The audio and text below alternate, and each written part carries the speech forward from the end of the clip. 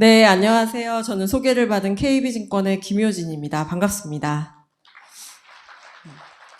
제가 원래 별로 긴장을 하는 편이 아닌데 이렇게 오랜만에 조명을 받으면서 저희 고객분들 뵈니까 좀 되게 설레기도 하고 이제 긴장도 되네요. 게다가 굉장히 절묘한 타이밍인 것이 최근에 경제에 대해서 10명의 전문가라는 분들한테 이야기를 들어보면 10명 모두 좀 다른 이야기를 아마 하지 않을까라는 생각이 들어요. 굉장히 어지러운데 경제는 어떻게 된다는 것인가? 경제도 중요한데 그러면 투자를 하기에 좋은 시점이라는 건가? 아니면 좀 몸을 사리라는 건가? 좀 많이 헷갈릴 만한 시기입니다. 그래서 그거에 대해서 저희가 있는 한 최대한 좀 직관적으로 자료를 준비를 해가지고 왔으니까 같이 한번 쭉 보시면 좋을 것 같고요. 중간중간에라도 질문이 있으시면 손을 들어주셔도 좋고요. 끝나고 Q&A 시간을 활용해 주셔도 좋겠습니다. 제 귀에는 소리가 울리는데 뒤에는 괜찮으신가요? 잘 들리시나요? 불편이 있으시면 말씀해 주시면 저희가 조치하도록 하겠습니다. 저는 오늘 크게 세 부분을 말씀드리려고 해요. 첫 번째는 경제가 그래서 더 나빠진다라는 건가? 아니면 나쁜 거를 지나왔다라는 건가? 좀 헷갈립니다. 그래서 여기에 대해서 우리가 무엇을 중심에 놓고 봐야 될지에 대해서 첫 번째 파트에서 설명을 좀 드리겠고요. 두 번째 파트에서는 항상 우리가 이걸 따져야 돼요. 전망은 되게 열심히 하는데 위로 딸려 올라갈까? 자산 가격들이 위로 올라갈 만한 긍정적인 부분이 더 많은 건지, 아니면 괜찮다고 얘기는 하는데 여전히 조금 밑으로 좀 잡아 당길 만한 불안한 게 많은지 돌다리를 좀 두들겨 봐야지 되거든요. 그래서 업사이드, 다운사이드 돌다리를 좀 두들겨 보겠고요. 세 번째 파트에서는 최근에 제가 막 글로벌 경제에 대해서 막 이렇게 설명을 하면 그래도 좀 한국은 좀 솔직히 별로가 아닌가요? 좀 제 눈에는 좀 불안불안한 게 많습니다. 라는 질문을 많이 하시는데 그거에 대해서 어떻게 생각하는 것까지 말씀을 드리도록 하겠습니다. 그러면 첫 번째 파트부터 본격적으로 좀 설명을 드려보죠. 장표를 보시기 전에 제 말을 먼저 들어주시면 좋을 것 같아요. 저는 이제 경제 전망을 한 지가 좀 됐는데 저한테 많이 물어보세요. 막 되게 생각해야 될 것도 많고 되게 어려울 것 같은데 경제 전망 그거 어떻게 하는 건가요? 이렇게 많은 질문을 받거든요. 근데 되게 근원적인 질문이잖아요. 그래서 저도 되게 오랜 시간 동안 고민을 해봤어요. 경제 전망은 도대체 어떻게 하는 걸까? 전망이 문제가 아니라 경제는 무엇이 움직이는 걸까? 최근에 챗 GPT라는 새로운 기술이 나왔는데 그런 기술이 등장하면 경제가 되게 좋아진다라고 설명하는 사람도 있고 되게 다양하게 설명하는데 무엇일까? 제가 십수년 동안 고민한 결과는 저는 경제 전망을 비용을 측정해서 해요. 그러니까 무슨 말이냐면 우리가 갑자기 인구가 막 내일 일어났는데 막 갑자기 5남매씩 낳거나 공장으로 사람들이 막 나와서 일을 하거나 저도 챗 GPT 한 번밖에 안 써봤는데 그거를 갑자기 막 현업에 막 사용해서 효율을 막 높이거나 그렇지는 않습니다. 그런 건 시간이 좀 걸리죠. 그래서 저는 그럼 경제를 더 좌우하는 건 뭘까? 나날이 변하는 비용이 아닐까라는 생각을 했어요. 여기까지 들으셨다면 비용은 무엇은 얘기를 하는 거지? 라고 생각하실 수도 있는데 되게 직관적으로 유가하고 금리가 제가 볼 때 경제를 좌우하는 가장 중요한 두 가지 요인인 것 같습니다. 두 가지가 원자재하고 금리. 그러니까 예를 들어서 이렇게 생각해 보시면 좋을 것 같아요. 만약에 제가 미용실에 가면 점심에 가면 머리 자르는데 3만 원인데 저녁에는 4만 원이냐? 그렇진 않습니다. 어느 정도 유지가 되죠. 가격이라는 비용이 유지가 되죠. 그런데 휘발유는 안 그렇잖아요. 어제 넣은 가격이랑 오늘 넣은 가격이 다를 수도 있습니다. 금리도 마찬가지죠. 오늘 내가 산 채권과 내가 내일 산 채권의 가격이 다를 수 있잖아요. 이렇게 시시각각 변하면서 경제를 이렇게 저렇게 움직이게 하는 게 바로 비용입니다. 그러면 제가 아까 서두에서 요즘 경제 전망이 10명이면 10명 다 다른 이야기 합니다. 라는 이야기를 드렸는데 제가 분석을 해야 될 건 이건 것 같아요. 지금 비용이 경제가 감당할 만한 수준인지 감당하지 못할 만한 수준인 건지. 만약에 감당을 하지 못할 만한 수준이면은 제가 이렇게 어려운 걸음 해주셨지만 경제는 글렀습니다.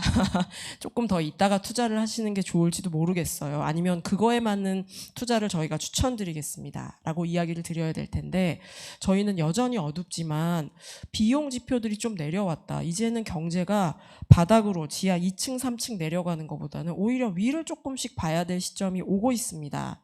라는 이야기를 드리고 싶어요.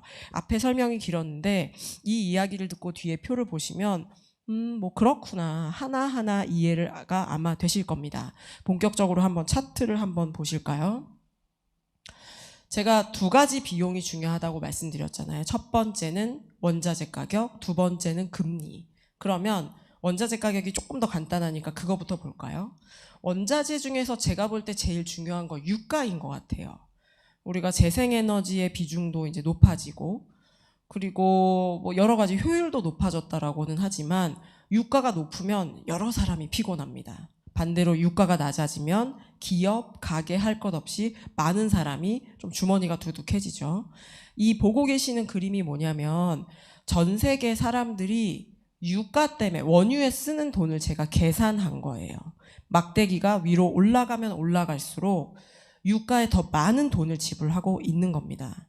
월급이 100만 원인데 유가에 2만 원 쓰면 뭐 그럭저럭 괜찮을 수 있는데 만약에 원유에 지불하는 돈이 5만 원, 10만 원이 되면 어쩌죠? 소비를 줄여야죠. 그럴 때 경기 침체가 오는 겁니다. 저 마지막에 파란색 막대기를 한번 눈으로 봐주시겠어요? 저게 올해 전망치예요. 2023년. 저희는 올해 유가가 평균 79불 정도를 유지할 거라고 생각을 합니다. 올해 유가를 79불이라고 했을 때 저 파란색 막대기 정도의 부담이에요. 눈으로 쓱 보시기에 어떠세요? 뭐 이렇게 높지는 않네 라는 생각을 아마 하셨을 겁니다. 제가 점선으로 그어놨는데 1986년 1, 2차 오일 쇼크의 상흔이 거의 가시고 난 이후에 장기 평균이 공교롭게도 2.6%입니다. 올해는 2.7%. 2.6, 2.7%가 숫자가 중요하지 않아요. 그냥 되게 오랫동안 평균적으로 우리가 휘발유 가격 넣었던 거 그 정도만 돈을 지불하면 되겠구나. 그럼 이걸 전체 경제로 가지고 오면 원유 때문에는 그렇게 많은 비용을 쓰지는 않아도 되겠네. 한번 해볼 만한 비용이네. 라는 생각을 어렴풋이 하셨을 겁니다. 저 파란색 막대기 앞에 하나 있는 회색 막대기는 꽤 높죠. 저게 작년이에요.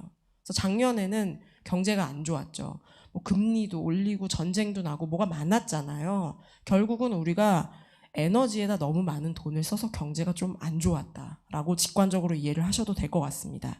그래서 제가 경제가 막 되게 헷갈릴 때 이거 보면 안 좋은 것 같고 저거 보면 좋을 것 같은데 이 데이터를 꼭 업데이트 해보거든요. 업데이트를 해보니 올해는 의외로 경제가 좀 해볼만 하겠는데 라는 게 첫 번째. 그러면 원자재는 어느 정도 해결을 했네요. 두 번째는 제가 금리라고 말씀드렸죠. 아마 여긴 투자자분들이시니까 금리 얘기 더 이상 듣고 싶지 않으실 수도 있을 것 같습니다. 작년에 금리 때문에 너무 고생시켜서요. 얘기도 되게 어렵잖아요. 근데 제가 직관적으로 설명드릴게요. 지금 연준의 기준금리가 4.75 정도 돼요. 근데 0에서 4.75가 됐으니까 주식으로서는 얼마나 안 좋습니까? 경제에도 부담이죠. 0에서 4.75가 됐는데 부담이 아닐 순 없죠. 그런데 한번 이야기를 한번 돌려놓고 볼까요? 지금 만약에 우리 경제가 기준금리가 낮으면 좋겠지만 한 5% 정도의 금리도 만약에 감당할 수 있다면 얘기는 좀 달라집니다. 그럼 경제도 곤두박질 치지 않는 거고 주식도 뭐 중내상내 해도 언젠간 이거를 극복하고 올라가게 되는 거죠. 제가 그거를 계산을 했어요. 앞에 이 머리 아픈 공식을 설명드리지 않았지만 물가하고 실업률을 넣어서 미국의 적정금리라는 걸 제가 계산을 했습니다. 계산의 결과가 왼쪽에 그림을 보셔도 되고 오른쪽에 표를 보셔도 되는데 똑같아요. 이건 숫자 한번 보시죠. 작년 말일까지 숫자가 나왔는데 지금 미국에 어울리는 적정금리는 7%입니다. 최근에 금리 막 더 올린다고 하면서 시장이 좀 며칠 쪼그라들었거든요. 뭐 말이 되기도 해요. 왜냐하면 적정금리가 7%인데 지금 4.75니까 야, 더 올려야 돼 라고 주장하는 사람이 있을 수가 있겠죠. 그런데 제가 드리고 싶은 말씀 중에 하나는 그거예요. 이번 달 한 달 숫자를 가지고 기준금리를 정하는 게 맞나요? 좀 위험하지 않나요? 경제가 다음 달에 어떻게 될 줄 알고. 그래서 전망이 틀리더라도 2023년 한 해 동안에 경제가 실업률이 대충 이럴 거고 물가가 이럴 거야. 그러면 띠띠띠 계산을 해보면 금리가 이 정도일 거야. 그 정도 계산은 하면서 금리를 올릴 거 아니에요. 그래서 제가 분기별로 다 구해보니 올해 전체적으로 미국 경제가 감당할 수 있는 적정 금리가 4.55로 계산됩니다. 4.6%. 지금 미국의 기준금리가 4.5에서 4.75니까 거의 다 왔네요. 한두 달 전에 생각을 해보시면 이제 뭐 중립 수준에 왔다는 둥, 뭐 막물이 됐다는 둥, 뭐 이런 얘기 들어보셨을 겁니다. 이런 거 다 근거를 가지고 이야기를 한 거예요. 다시 돌아가면 저는 긴축이 거의 막바지 단계에 와 있다라는 이야기를 드리고 싶은 겁니다. 금리를 올리는 것이요. 여기서 한 번 더 올릴 수도 있고, 두 번 더 올릴 수도 있고, 세 번 더 올릴 수도 있죠. 그거는 제가 결정권이 있는 것이 아니기 때문에 미국의 연준위원들이 열심히 해서 정하겠죠. 그런데 이 메시지를 꼭 드리고 싶어요. 여기서 세 번을 올린다고 해도 그게 네 번이 되고 다섯 번이 되진 않습니다. 왜냐하면 미국 경제에서 요구하는 적정금리가 이제부터는 낮아질 거거든요. 많이 올렸기 때문에.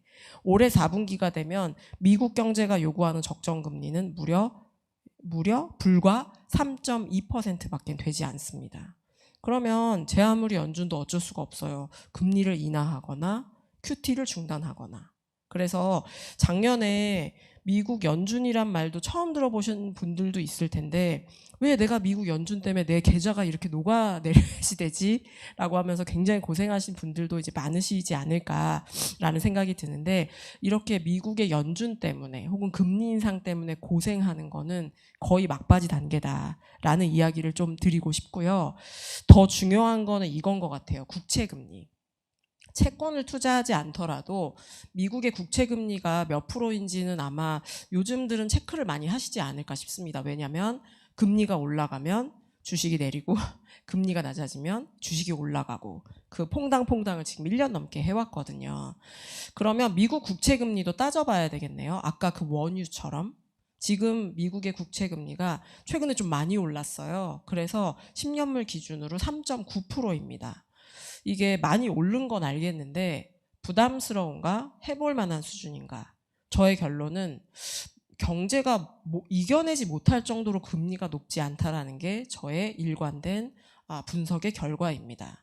그림은 복잡하지만 저 선보다 밑에 저 빨간색 선이 지금이거든요. 밑에 있으면 펀더멘탈 대비 금리가 낮은 거예요. 100kg 바벨을 들 수 있는 사람이 지금 80kg만 들고 있는 셈입니다. 그래서 앞에서 제가 유가도 적정한가? 감당할 수 있는 수준인가를 봤는데 그럭저럭 해볼만 합니다. 기준금리도 더 올리는지는 제 결정권이 아니지만 막바지인 건 맞는 것 같습니다. 국채금리도 해볼만 합니다. 그러면 여기서부터는 경제를 계속 너무 비관적으로 시장이 혼돈 속으로 빠져들 가능성보다는 조금씩 저점을 잡아가면서 오히려 위를 좀 보시는 게 어떤가라는 생각들을 저희가 좀 말씀드리고 싶고요. 제가 앞에서 뭐 GDP 대비 비중이 어떻고요, 뭐가 어떻고요, 막 어지럽게 말씀을 드렸는데 그런 거를 다 합해 놓은 게 이런 하나의 선으로 표현되는 것 같아요. 보고 계시는 그림은 미국의 회사채 스프레드예요. 저게 올라가면 우량한 기업들도 돈을 땡길 때 웃돈을 얹어줘야 됩니다. 왜냐하면 은행들이 제 아무리 뭐 애플, 아마존이라고 해도 못 믿는 상황이 되거든요. 반대로 저 스프레드가 줄어드는 저 선이 내려간다라는 거는 신용등급이 낮은 기업들도 웃돈을 별로 주지 않고도 돈을 잘 구할 수 있다라는 이야기입니다. 보시면 옛날이 너무 치솟아서 그런가? 2022년부터는 저게 굉장히 좀 평화롭게 거의 최저치 수준으로 열심히 내려가고 있는 게 보이시죠? 예, 지금 미국의 회사채 시장, 한국의 회사채 시장도 마찬가지로 굉장히 어려울 거야. 우량한 기업들도 도매급으로 같이 어려울 수 있어 라기보다는 오히려 시장에 그래도 돈이 좀 돌아갑니다. 예, 채권 발행이 좀 무리 없이 잘 되고 있습니다를 가리키고 있습니다. 만약에 제가 앞에서 보여드렸던 유가, 금리 같은 것들이 부담스러웠어도 저럴까요? 금리를 이렇게 올리는데 그렇진 않겠죠. 네. 최근에 기업들 실적 나오는 거 보면 특히 금리를 가장 많이 올린 미국 기업들 실적이 야, 기업들이 대단한 건지 사람들이 돈이 많은 건지 나쁘진 않아요. 뭐 예상치는 하회했다, 전분기보다 못했다고는 하지만 나쁘지 않습니다. 제가 볼 땐 이 비용으로 보는 경제는 그렇게 나쁘지 않다라는 이야기를 좀 거듭 드리고 싶고, 이런 거를 만약에 뭐 오늘 이야기는 알겠는데 경제 지표 되게 많잖아요. 그래서 너무 복잡한데 뭐 하나만 좀 보고 참고할 만한 게 없을까요? 그런 질문도 많이 하시거든요. 저는 이거를 추천해요. 왼쪽에 보고 계시는 차트가 OECD에서 발표하는 G20, 20개 국가의 경기 선행 지수를 묶어놓은 경기 선행 지수라는 차트입니다. 그냥 올라가면 경제 좋은 거고요. 내려오면 경제 안 좋은 거예요. 굉장히 심플해요. 게다가 최근에는 뭐 고용은 좋대, 소비 심리, 뭐 주택 시장은 또 안 좋대, 뭐 소비는 뭐 그럭저럭한데 뭐 제조업 심리는 안 좋대. 경제 지표들이 한 방향을 가리키는 게 아무것도 없어요. 굉장히 어지럽거든요. 그래서 하나만 보면 좀 어렵습니다. 그래서 이럴 때일수록 묶어놓은 거, 여러 개를 다 포함하는 종합지수를 보는 게 저는 추천드리는데, 저 왼쪽에 있는 경기 선행지수가 그런 지표입니다. 저희 KB증권에서 매월 업데이트해서 말씀드리고 있으니까 자료 참고해 주시면 좋을 것 같고요. 저 꼬리 부분이 많이 내려왔어요. 경제가 안 좋아요. 마이너스 성장을 냈건 안 냈건 안 좋습니다. 안 좋고, 저게 100을 뚫고 내려가기 시작한 게 작년 봄이에요. 작년 봄 기억하시는 분 있으신가요? 주가가 그때는 폭락이라는 말이 많이 나왔죠. 주가가 급락하기 시작한 시점도 저게 100을 뚫고 내려온 시점입니다. 투자에도 굉장히 잘 응용하실 수가 있어요. 제가 빨간색 점선을 그어놨는데 뭐 91이라고 써 있는데, 그다음에 99라고 써 있는 데에 저점만큼 빠졌네요. 저 때가 걸프전하고 닷컴버블 터졌을 때거든요. 경제적으로는 경기 침체는 맞는데 그래도 가벼웠던, 몸살 정도로 지나갔던 경기 침체들의 대표적인 사례입니다. 저 끄트머리를 비교를 해보시면 얼추 다 오지 않았나요? 그냥 눈대중으로 보아도 한 두세 달이면 저점인가? 라는 생각을 좀 할 만하죠. 오른쪽 차트는 뭐냐면 이 경기 선행 지수가 더 빨리 하락하고 있는지, 아니면 하락은 하는데 좀 더디게 하락하고 있는지를 나타내는 차트예요. 제가 화살표를 해놨는데 지난해 10월부터는 경기 선행 지수가 하락은 합니다. 경제는 계속 안 좋아요. 좋다 소리 안 나와요. 계속 안 좋은데 이게 1, 1.5, 2씩 팍팍 떨어지는 게 아니라 1, 0.8, 0.7 조금씩 덜 떨어지기 시작합니다. 저희 증권사 보고서나 시황 같은 거 보시면 모멘텀 얘기 되게 많이 하지 않아요? 맨날 뭐 모멘텀이 좋고 뭐 안 좋고 얘기하는데, 모멘텀이 뭐죠? 제가 이해하기에는 저는 속도로 많이 생각을 하거든요.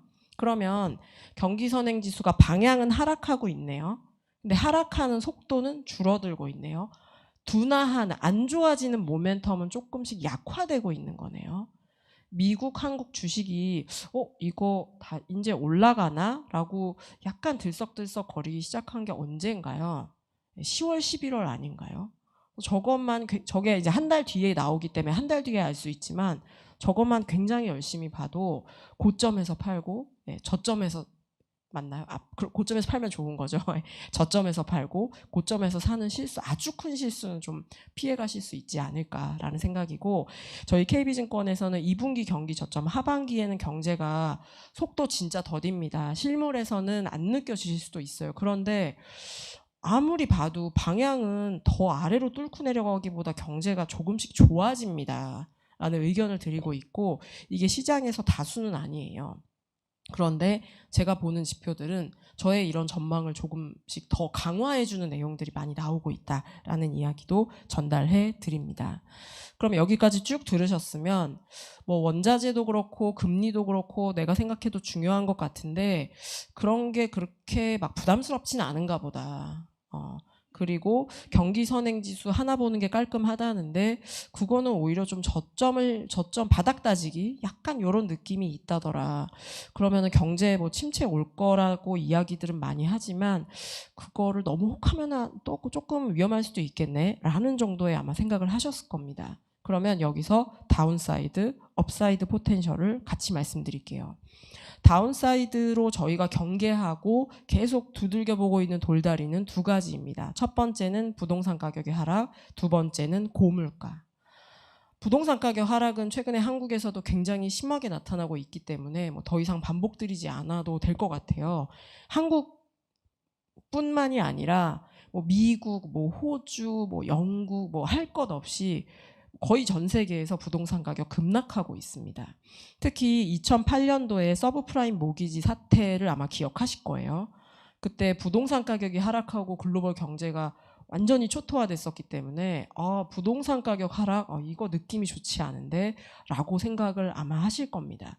근데 그때랑 지금하고 굉장히 다른 차이가 있어요. 뭐냐면 누구 돈으로 집을 샀는가의 문제인 것 같습니다.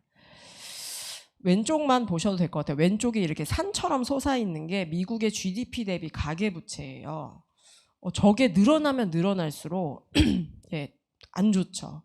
우리가 이제 버블이라는 단어를 흔히 쓰는데 버블이 뭐죠? 펀더멘탈보다 자산 가격이 높은 걸 버블이라고 하잖아요. 어떤 분들은 터져봐야 버블이지 라고 하시는데 펀더멘탈 대비 자산 가격이 너무 높으면 버블입니다. 근데 펀더멘탈 대비 어떻게 자산 가격이 뭐 어느 정도 높은 것도 아니고 비이성적으로 높을 수가 있죠? 빚내서 투자하면 그렇게 되겠죠? 2000년대에 미국의 부동산은 빚내서 투자했습니다. 그러니까 그렇게 버블이 쌓였고 GDP 대비 가계부채가 저렇게 늘었겠죠. 그런데 2008년도에 너무 뒤였는지 미국 사람들은 10년 동안 빚을 되게 열심히 갚았어요. 뭐 스스로 갚은 것 같지는 않고 은행들이 들들 볶아서 갚은 것 같기는 한데 미국의 가계, 유럽, 일본의 가계는 10년 전 대비해서 오히려 건전해졌습니다. 최근에 미국의 소비 지표가 되게 좋아요. 어떻게 저럴 수가 있지? 돈이 많습니다. 빚이 적고요. 다시 부동산으로 돌아가면 만약에 빚을 내서 사람들이 막 부동산을 몇 채씩 샀다? 가격도 하락도 심하고 그 여파가 금융권까지 오겠죠. 그러면서 신용경색도 발생하실 것이고 그런데 지금 데이터를 보니 그렇지 않습니다. 저걸 다 현금으로 샀단 말이야? 라는 생각이 들 정도로 가계부채 늘지 않았어요. 그래서 부동산 가격 하락하는 게 경제에 좋을 리 없습니다. 건설 투자도 안 좋을 거고 해당 일하시는 분들도 힘들 테고 소비 심리를 굉장히 억누르죠. 집값 떨어지는데 돈을 팡팡 쓸 수는 없잖아요. 그런데 이게 2008년처럼 굉장히 우리 전 세계 경제를 다 집어삼킬 거냐? 그렇게 따지기에는 빚이 너무 없습니다가 저희가 생각하고 있는 포인트입니다. 두 번째 저희가 좀 두들겨봐야 되는 돌다리는 물가예요. 물가인데 좀 죄송스러운 말씀이지만 이제 하반기부터는 물가 안 보셔도 됩니다. 이러고 그냥 넘어갔으면 좋겠어요. 근데 그렇게 간단하진 않습니다. 왜냐하면 직관적으로 여전히 돈이 되게 많아요. 경제가 좋고 돈이 많으면 물가는 올라갑니다. 왼쪽의 차트가 뭐냐면 저게 연준의 자산이에요. 연준이 그냥 푼 돈이라고 보시면 될 것 같아요. 저게 2015년도부터 열심히 양적 긴축을 해서 GDP 대비 20%로 간신히 줄여놨는데 팬데믹으로 인해서 따블이 났습니다. 자산 규모가 따블이 됐어요. 그래서 최근에 금리도 올리고 양적 긴축도 하면서 돈을 딴에는 열심히 걷어들이고 있지만 제가 엄청 연준이 열심히 돈을 걷어들였을 때 언제쯤이면 돈이 이제 좀 돈이 거친 것 같습니다 라고 이야기를 할 수 있을까 계산을 해봤더니 내년 말. 이 말은 뭐냐면 시장도 떨어질 것 같다가 이렇게 이렇게 오르는데 뭐가 있어? 나만 모르는 뭐가 있어? 그게 아니고 돈이 많아요. 돈이 많고 이게 자산 시장만 오르면 좋은데 돈이 많기 때문에 물건의 가격도 쉽게 오릅니다. 그래서 2024년 말까지는 약간 불씨가 살아있는 그런 느낌이라고 보시면 돼요. 그래서 아직 불씨가 남아있기 때문에 누가 담배불을 탁 하면 불길이 확 치솟을 수 있습니다. 그래서 저희는 연말에 가면 미국 물가가 2% 중반으로 안착할 거라고 생각해요. 아무리 여러 번 계산해봐도 그거는 변함이 없어요. 그런데 이게 예전처럼 물가를 안 봐도 되냐 아니면 여전히 한켠에서는 물가 관련된 걸 계속 봐야 되냐 좀 계속 보셔야 된다라는 이야기를 드리겠고 다만 이 조합을 한번 생각을 해보시면 좋을 것 같습니다. 2020년부터 2022년까지는 어땠나요? 소비가 폭발적이죠. 예, 소비 폭발적이고 기업들이 재고가 없습니다. 재고가 가진 사람 왕이었어요. 게다가 물건을 실어 나르려면 뭐 택배비가 더 나와서 장사 안 해 접으신 분들도 꽤 많던데 운송비가 너무 듭니다. 물건값은 두 곱절이 되고 세 곱절이 되죠. 그런데 지금은 어떻습니까? 소비는 뭐 그럭저럭 괜찮대요. 근데 기업들은 재고가 많대요. 예, 이번에 삼성전자 실적 보셨죠? 재고가 너무 많아서 실적이 안 좋다고. 재고가 많아요. 게다가 실어 나르는 운임비는 비행기 값은 여전히 많이 안 내려오긴 했는데 운임 지수 같은 것들은 팬데믹 이전으로 낮아졌습니다. 같은 속도로 가격이 오를 만한 상황인가요? 그렇지는 않습니다. 물가는 여전히 남아있는 불씨지만 작년만치는 않을 거다라는 이야기를 좀 거듭드립니다. 저희가 보기에 마지막으로 말씀드리고 싶은 부분은 업사이드를 조금 더 사실은 강하게 말씀드리고 싶어요. 왜냐하면 여기까지 쭉 들으셨으면 뭐 2분기 저점 하반기에 돌아선다? 뭐 그럴 수도 있지. 근데 약간 느낌이 아마 최악은 아니에요. 잖아요. 근데 경제가 좋아질 때 최악이 아니라는 것만으로 좋아질 수 있나요? 뭐 하나 건덕지가 있어야지 좋아질 거 아니에요. 제가 볼 때는 설비 투자. 지금 미국, 유럽, 중국 할 것 없이 자국 내 설비를 늘리기 위해서 각국 정부들이 눈에 불을 켜고 여러 가지 법안들을 쏟아내고 있습니다. 미중 무역 분쟁, 팬데믹 이런 거를 겪으면서 글로벌 이 아웃소싱을 주면은 더 이상 안 되겠다. 우리나라로 공장을 가지고 와야 되겠다. 라는 정책들을 엄청 세게 시행을 하고 있고 가장 강하게 시행하고 있는 국가는 바로 미국이죠. 이 보고 계시는 차트는 한 나라가 가지고 있는 공장의 개수라고 보시면 될 것 같아요. 생산 능력인데 저 까만색 선이 미국이고 파란색 선이 중국인데 2015년을 기점으로 해서 중국이 미국을 추월했습니다. 2015년도에 미국은 무슨 생각을 했을까요? 그런가 보다. 열심히 우리는 그냥 수입해서 쓰고 그 돈으로 우리는 R&D하고 4차 산업혁명 하면 되겠지? 라고 생각했는데 미중 무역 분쟁, 팬데믹을 겪으면서 공장이 너무 없으니까 이거 너무 피곤해를 느꼈을 겁니다. 미국은 인플레이션 감축 법안 등등 해서 굉장히 여러 가지를 하고 있고 중국은 동수서산이라는 프로젝트를 굉장히 열심히 하고 있어요. 동쪽에 있는 데이터와 관련된 신인프라를 서쪽으로 옮기면서 균형 발전을 하려 하고 있습니다. 유럽도 비슷한 걸 준비 중이고요. 미국도 그렇고 유럽도 그렇고 중국도 그렇고 뜯어보면 세부 내용은 다 달라요. 그런데 이렇게 모든 나라가 설비 투자에 진심인 거는 2000년대 중반 이후로는 사실 전 처음 보는 것 같아요. 그래서 우리는 제가 기업에도 되게 많이 초대를 받아서 가는데 제가 설비 투자 늘어날 것 같습니다. 이러면 기업이 지금 실적이 안 좋아서 투자를 못한다. 실물하고 좀 거리가 있다. 이런 피드백들도 주시거든요. 정부의 방향은 다릅니다. 설비 투자를 할 거고 실제 경제 지표가 그런 거를 가리키고 있어요. 보고 계시는 선은 노란색 선은 아까 봤던 글로벌 경기 선행지수, 파란색 선은 미국 기업들이 기계 발주 얼마나 넣는지에 대한 데이터예요. 끄트머리를 보시죠. 경제는 안 좋아요. 작년에도 안 좋았고 그 전에도 뭐 그렇게 썩히 좋지 않았어요, 방향이. 그런데 기업들은 어떻게 하고 있나요? 기계 발주를 계속 넣고 있습니다. 미국 기업들이 경영 판단을 잘못했나요? 아닙니다. 몇 년 동안 못한 거 해야죠. 갈 길이 멉니다. 그래서 저희 KB증권 전략팀에서도 뭐 글로벌 분절하다, 미중 패권 전쟁이다 이런 걸로만 들으면 한국 경제가 좋게 보기가 어렵죠. 굉장히 어두워요. 그런데 미국도 투자한다 하죠. 중국도 투자한다 하죠. 유럽도 투자한다 합니다. 다 자기 나라 와서 하라 그래서 조금 피곤하긴 한데 중복 투자입니다. 그래서 경제가 굉장히 안 좋다라고만 보시면 이 설비 투자, 붐에서 나타나는 투자의 기회들을 놓치시면 안 된다라고 저는 좀 강하게 말씀드리고 싶고 뭐 우리가 직관적으로 생각하기에 그렇습니다가 아니라 이런 경제 지표들이 그런 거를 가리키고 있다라는 이야기도 드립니다. 한국은 제가 시간 관계상 제가 가장 강조드리고 싶은 것만 좀 말씀을 드릴게요. 제가 각국이 설비 투자에 굉장히 진심입니다라는 이야기 드렸잖아요. 그러면 이런 질문이 가능할 것 같아요. 그건 알겠는데 다 자기들끼리 하면은 한국 기업들은 결국은 조금 가운데서 짜부가 돼서 좀 어려운 게 아닌가요? 저도 걱정이 많이 되죠. 네, 걱정이 많이 되는데 왼쪽에 있는 차트는 한국의 해외 직접 투자예요. 주식 채권 사는 게 아니고요. 공장을 짓거나 경영권 취득을 목적으로 지분을 M&A 한 겁니다. 금액이 어떤가요? 진짜 많이 하네요. 많이도 하는데 계속 늘어요. 저 늘어나는 포인트들이 있어요. 2008년에 늘고 2016년도에 늘고 18년, 19년도에 늘고 21년도에 이렇게 팡팡팡 뛰는 때가 있는데 저 때 무슨 일이 있었지라고 생각을 해보니까 트럼프 대통령이 당선되고 나서 개짜 대통령이 등장했으니 되게 어려울 거다. 기업들은 대비를 해야 된다. 한국의 기업들은 미국에 투자를 늘렸습니다.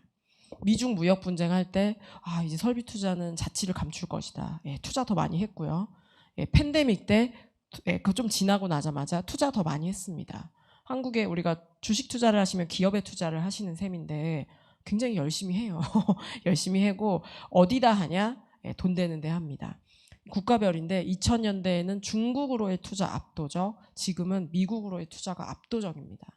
한국의 기업들이 이런 글로벌 지형 변화에 준비가 다 됐어. 뭐 제가 그거를 판단을 하겠습니까? 근데 준비가 하나도 안 됐다. 너무 늦었다라고 하기에는 저런 데이터들을 보면은 전망을 하셨든 하지 않았던 해외 투자는 계속 늘려가고 있었던 상황이고 더 왕성하게 할 겁니다.